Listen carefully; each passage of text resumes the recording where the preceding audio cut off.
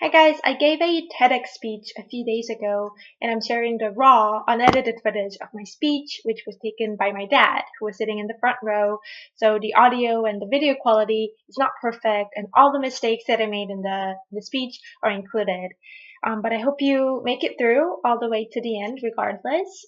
Or you can wait for the edited video with so much better sound and video quality, which will be uploaded on TEDx YouTube channel in 2 weeks. But either way, I hope you enjoy my speech.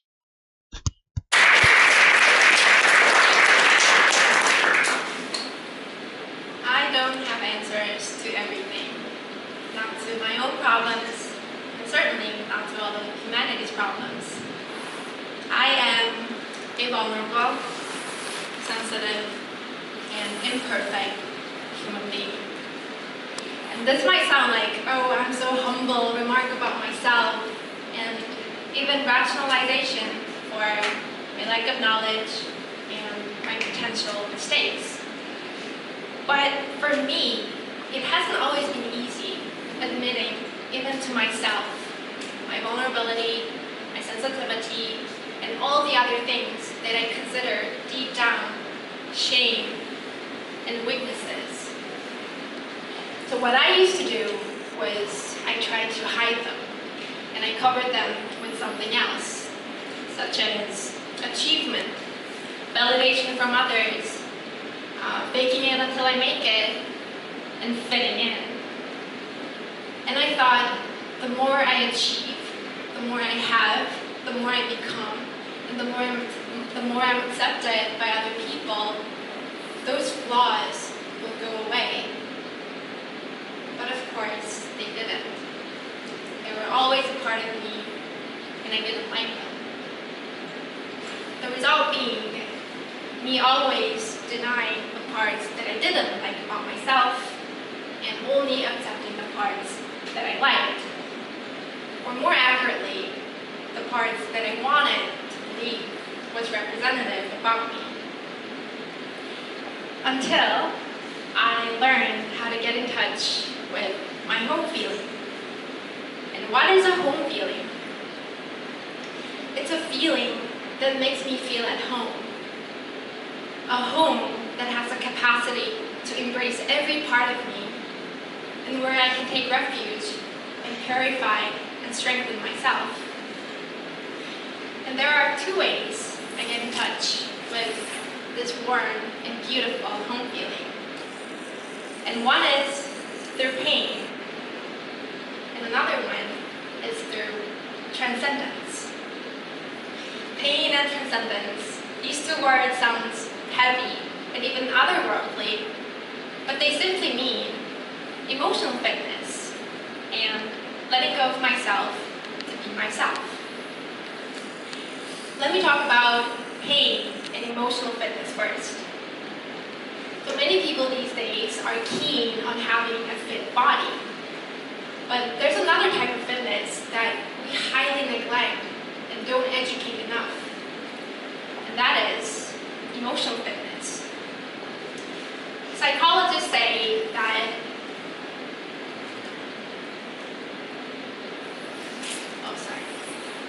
we all have darkness inside, dark thoughts and dark feelings that give us pain, discomfort, and displeasure. Psychologists say that the unpleasant feelings that humans feel fall into 8 categories. And I brought my PowerPoint screen, but they said it's not going to work here, and I didn't memorize all the 8 categories, but it had to do with anger, frustration, disappointment, vulnerability, embarrassment, shame, and 2 other negative emotions, but we'll leave it at that. And these emotions, these feelings, are natural feelings, but they're also considered private feelings, something that we consider difficult to talk about and even properly deal with. And I find the most natural and effective way to handle such emotions is to simply feel them, just letting them be without trying to get rid of it. feeling and accepting every inch of the pain they give me, big or small. And this is very scientific as well, but when I feel them without inner resistance and judgment, those feelings dissipate more quickly than otherwise. And that does not mean I find solutions right away to the problems and causes that bring me painful feelings. But I do come out with more courage and gratitude, which become the fuel that drives me onward and saves me from perpetuating cynicism, bitterness, and even self-hate. And also, while coming out of pain, I realized that I stretch out as far as I can to reclaim my birthright of joy and freedom. And this makes better sense if you think of the same analogy of physical pain. So when you work out, especially when you're doing weightlifting or holding the same posture for an extended period of time, your muscles feel pain. And right after it's done, you feel the urge to stretch out your muscle. And when you do, you stretch it out as far as you can, regardless of how flexible you think you are. You feel no shame or no guilt and go full in because you know it's your well-deserved stretch that frees you from pain. So whether it's a physical stretch or emotional and mental stretch, after fully soaking in the pain, the stretch makes me feel a sense of high, like catharsis. And I don't know how it works this way, but that's usually when my transcendence starts. And I start to let go of the idea of what I should be or what I should do. And instead, become more open to what I am right now. I become more clear about what I like and what I don't like, without setting the boundary of what's right or what's wrong. And I experience that what I can be is so much vaster and deeper than what I should be. And that's when I know I'm home. And whatever's going on in the world, I have so much faith in this home full of inner treasure. But of course, I'm not perfect at it. I'm not perfect at purifying the pain of letting go of myself and finding my way back home. Because, you see, the tricky part about home is that once I'm sure I found it and try to stay there, it relocates. And I need to go search out for it again. And I find myself trying to take a shortcut or a detour and get lost. Especially when the things that I find difficult to make sense out of happens and almost overwhelms me. Who here in the audience agrees that this world is kind of a messed up place? Thank you for showing your hands. I'm with you on this. As much as I delight the idea of optimism and positive affirmation, I also believe that it's realistic to think that this world is not an easy place to live, and pain is an essential part of our life.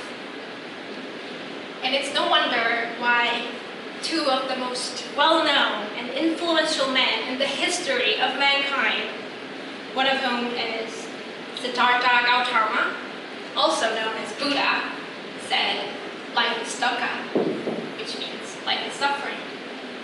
And another man named Jesus, also known as Christ, said, "Do not think that I have come to bring peace to earth.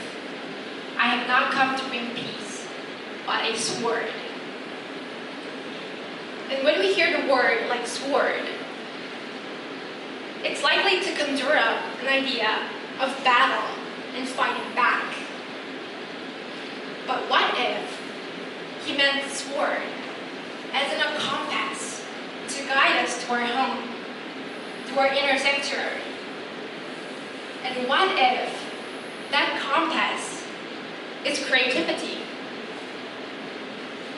I know I said I find my home by embracing pain and transcending myself, and that's true, and that's the starting point. But I also realized that during those processes, creativity is always at play. I think many people consider creativity as some kind of quality that we can attain by working hard. But I beg to differ. I think to become creative is to become myself.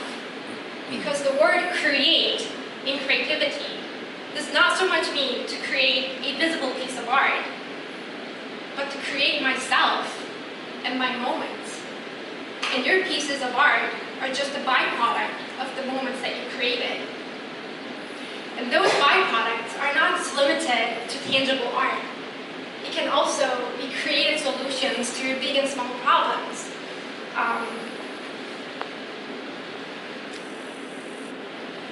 Sorry, I forgot my next line. Creative solutions to big and small problems. Growth, fun, pleasant surprise, and sometimes even unexpected miracle. But what we see in the modern world is the exact opposite. Many of us try to chase after fast solutions, achievement, pleasurable experiences, and all the good things that we want, and that's okay, but we avoid and skip the natural steps of becoming myself and creating moments. The result? We run around all day without getting anywhere. Whatever we do end up getting does not make us content, does not bring us home. And we somehow believe it's because there's something wrong with us. And self-hate and cynicism or bitterness start to grow and become chronic.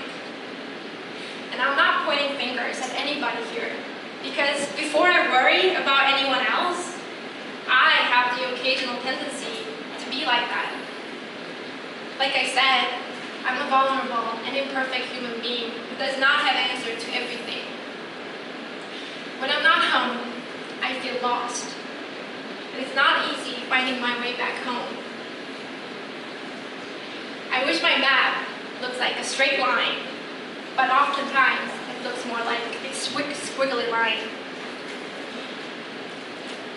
But as long as I open my heart to every single part of me, both the beauty and the messiness, and stop putting myself in a box of shoulds, creativity follows me everywhere, like a best friend, and spends time with me while guiding my way home.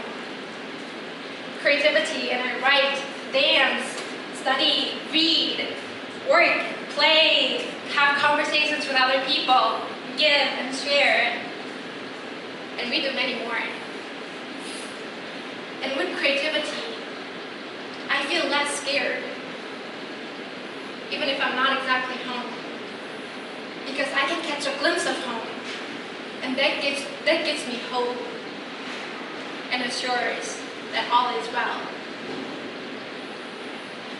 Although creativity understands, embraces, and works with every single part of me, there's one thing that scares her away, and that is the pursuit of perfection. The pursuit of perfection is nothing more than the chronic obsession with I should and I have to. And I know it's hard to draw the line between healthy shoulds and unhealthy shoulds. Healthy shoulds are our healthy responsibilities, such as making a living, taking care of our health, doing legal and social duties, and so on. And unhealthy shoulds are what make us feel like we have to be better and different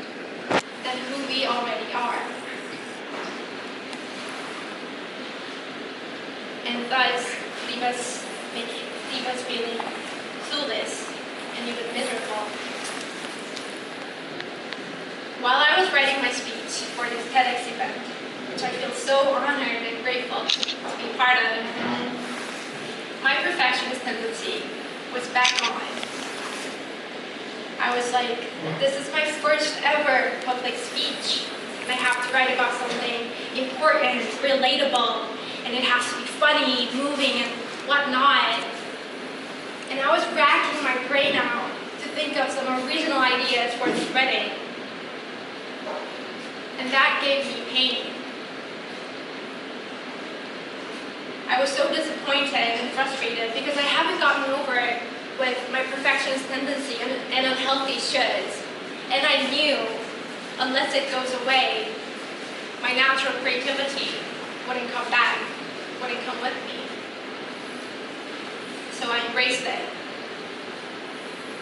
I let my perfectionist tendency and the pain that came from it be. I didn't push them down. I let them madly jump around until they stopped. And then I found myself stretching out with nothing getting in my way. And I began to create my moment through writing. And I was home. I'm pretty sure of it, at least in the moment of writing it. And I'm pretty sure I was quite near home throughout the entire moment of delivering this speech to you. And you're all my guests to my home. And this speech is what I'm offering for my dear guests from my home. And I hope that you enjoyed your 15 minutes of stay in my home, although my service wasn't perfect. And I also hope that it helps you, even just a bit, find your way back home. Thank you.